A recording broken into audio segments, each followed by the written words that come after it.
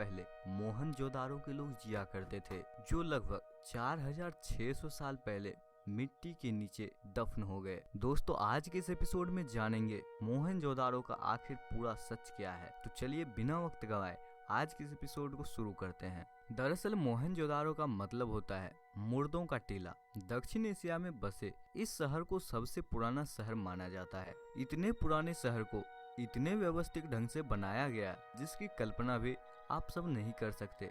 पाकिस्तान की सिंध में ये लगभग 4600 साल पहले इसका निर्माण हुआ था। इसमें बड़ी बड़ी इमारतें, जलकुंड, सुंदर चित्रकारियां, मिट्टी व धातु के बने बर्तन, मुद्राएं, मूर्तियां, ईंट, तरासे हुए पत्थर और भी न जाने बहुत सी चीजें मिली थी, जिससे ये पता चलता है कि यहाँ एक व्यवस्थित शहर बना हुआ था। जैसे आज हम लोग घरों में रहा करते हैं, वैसे ही 4600 साल पहले वे लोग भी घरों में रहा करते थे, खेती भी किया करते थे मिट्टी के नीचे दबे। इस रहस्य को जानने के लिए कई लोग उत्साहित हैं और इसी कारण से कई बार इसका खुदाई शुरू भी हुआ और बंद भी हुआ।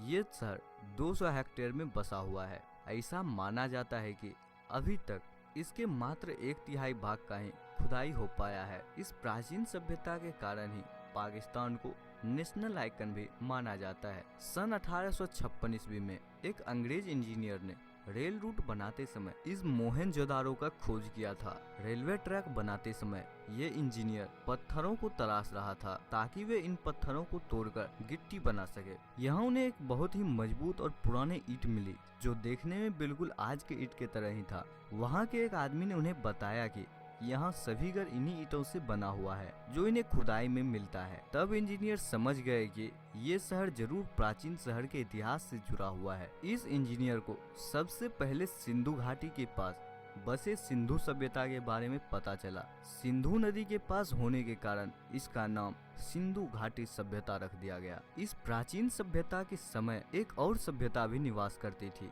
जो इजिप्ट, ग्रीस में स्थित थे। ये बात पुरातत्व वेदताओं द्वारा कहा गया है। सिंधु घाटी सभ्यता 2600 ईसा पूर्व से 3000 ईसा पूर्व तक रही थी। इस प्राचीन सभ्यता में कुछ अर्बन सेंटर भी थे, जैसे मोहनजोदारो, हड़प्पा, लोथल, कालीबंगन, धोलावीरा, राखी गार्थी।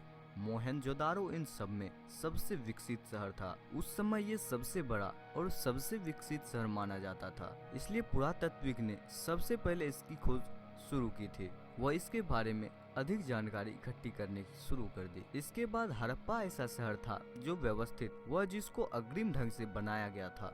मोहनजोदारो को देख ऐसा लगता है कि ये शहर किसी सफल सिविल इंजीनियर ने बनाया है, लेकिन इसे अर्बन के कारीगरों के द्वारा बनवाया गया था। 1900 ईसा पूर्व में अचानक सिंधु घाटी सभ्यता का पतन हो गया, तभी मोहनजोदारो भी मिट गया। इन शहर में रहने वालों का तो पता नहीं, लेकिन इन्हें देख ऐसा लगता है कि जैसे मानो पूरी प्लानिंग करके इसका निर्माण किया गया था। शहर के चारों ओर ईंट की मोटी दीवार थी जो रक्षा के लिए बनवाई गई थी।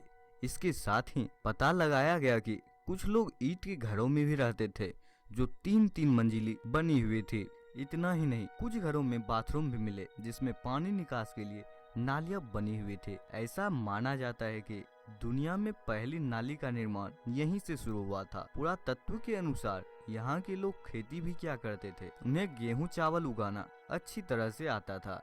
इतना ही नहीं, वे लोग जानवर को भी पाला करते थे। भारतीय द्वारा मोहनजोदारो का खोज सन 1922 ईस्वी में राखल दास बनर्जी, जो पुरातत्व सर्वेक्षण के सदस्य थे, पाकिस्तान में सिंधु नदी के पास में खुदाई का काम किया था।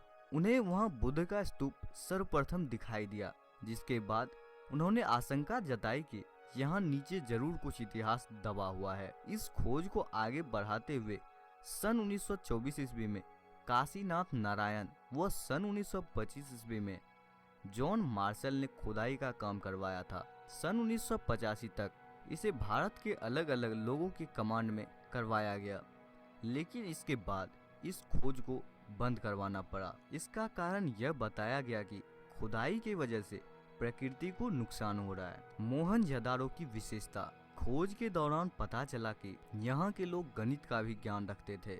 इन्हें जोड़, घटाना, मापना सब कुछ आता था। जो ईंट अलग अलग शहर में इस्तेमाल हुआ था वो सभी एक ही वजन एवं एक ही साइज की थी, जैसे मानो ये सभी एक ही सरकार के द्वारा बनवाया गया। पुरातत्व वेदताओं के अनुसार सिंधु घाटी सभ्यता के लोग गाने बजाने, खेलने कूदने के भी बहुत ही शौकीन थे। उन्होंने कुछ म्यूजिक इंस्ट्रूमेंट एवं खिलौने को भी खोज निकाला था। इतना ही नहीं, वे लोग साफ सफाई पर भी काफी ध्यान देते थे। पुरातत्व वेदताओं को साबुन, कंघी, दवाइयाँ भी मिली थी। उन्होंने कंकालों के दांतों का निरीक्षण किया तो परिणाम काफी हैरान करने वाली थी। उस समय के लोग भी आज की तरह ही नकली दांत का इस्तेमाल करते थे। मतलब यह हुआ कि प्राचीन सभ्यता में डॉक्टर भी हुआ करता था। खोजकर्ताओं को धातु के गहने और कॉटन के कपड़े भी मिले थे। ये गहने आज भी म्यूजियम में रखा गया है। इसके अलावे चित्रकारी, मूर्तियां, सिक्के, दिए और भी औजार मिले थे, जिसे देश विदेश के संग्रहालयों में रखा गया है। खोज में पता चला है कि लोग खेती भी किया करते थे।